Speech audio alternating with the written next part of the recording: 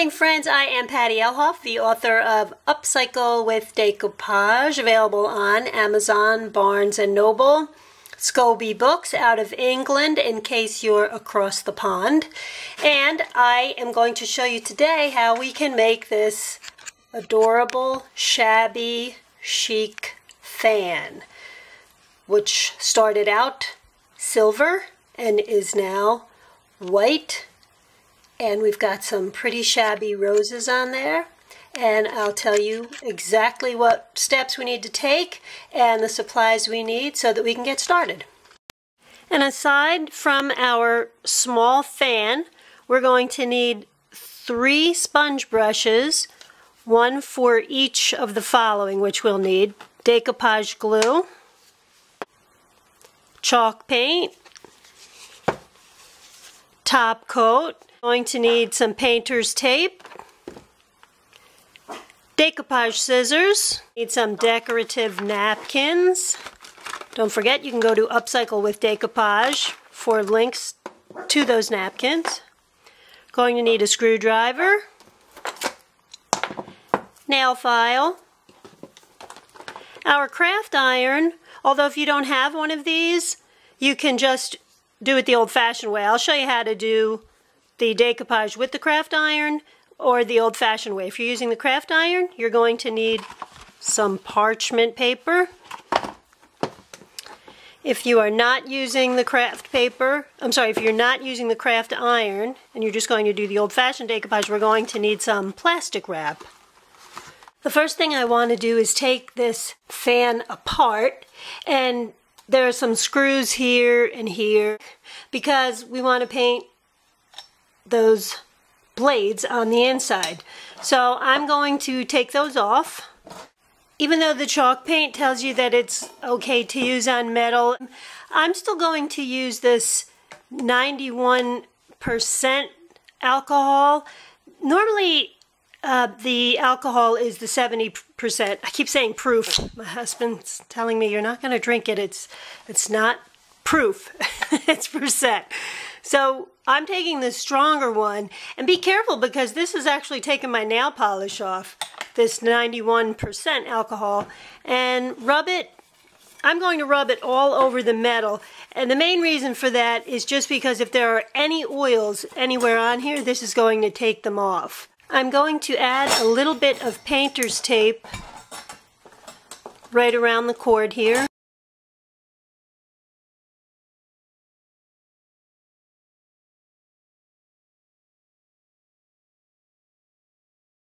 I found that instead of painting the chalk paint on, if you dab it, it goes on much more evenly. And I don't even think we'll need a second coat if we just paint the first coat this way. If you're using a sponge brush, most of us have sponge brushes on hand.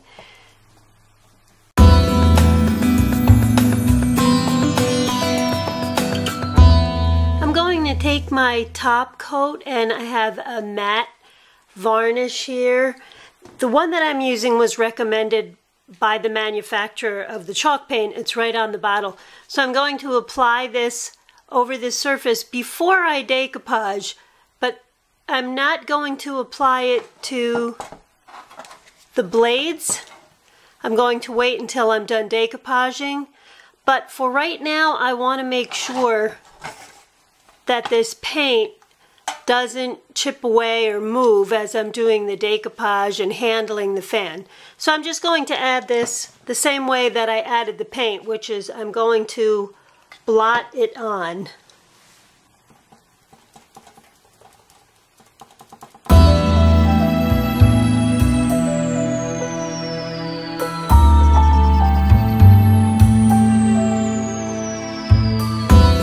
Show you the 2 different ways to decoupage in case you don't have the craft iron. Since this is a nice flat surface, I already put decoupage glue on here and let it dry. So I'm going to use the iron-on method. So I cut the napkin out. I have not yet separated it. you want to cut it out first, then separate it. What I can do is, because I've already got the decoupage glue on this blade, I can take my craft, and it's dried by the way, I'm going to take my craft iron and iron the part of the napkin that I like all over the blade.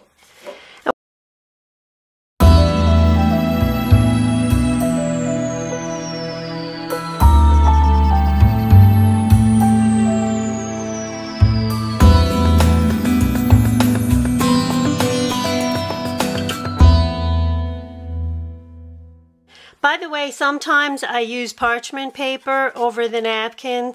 I would suggest you do that all the time.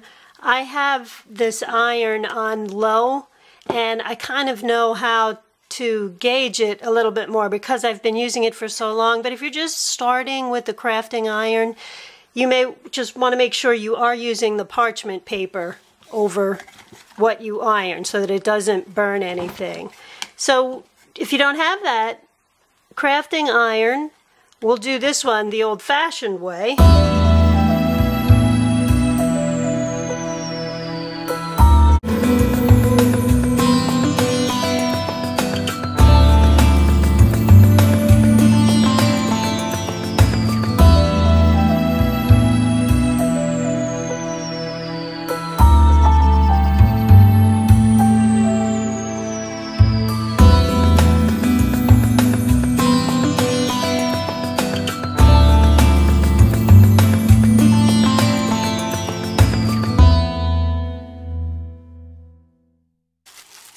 So we pull this away, and all three of these blades are now complete.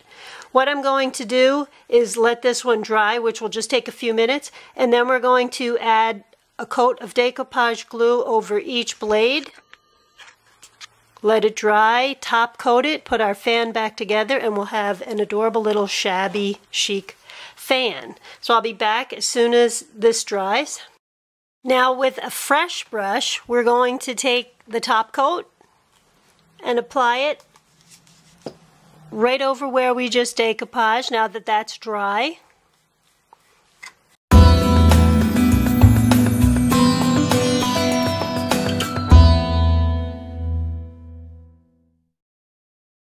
Going to let this dry and come back and put our fan back together. One little tip that I found out along the way is, as you're taking apart your fan, if you're taking any pieces, you're going to have to take something apart to get to the inside. You may want to take a picture of exactly where the screws were or how the screws went in. And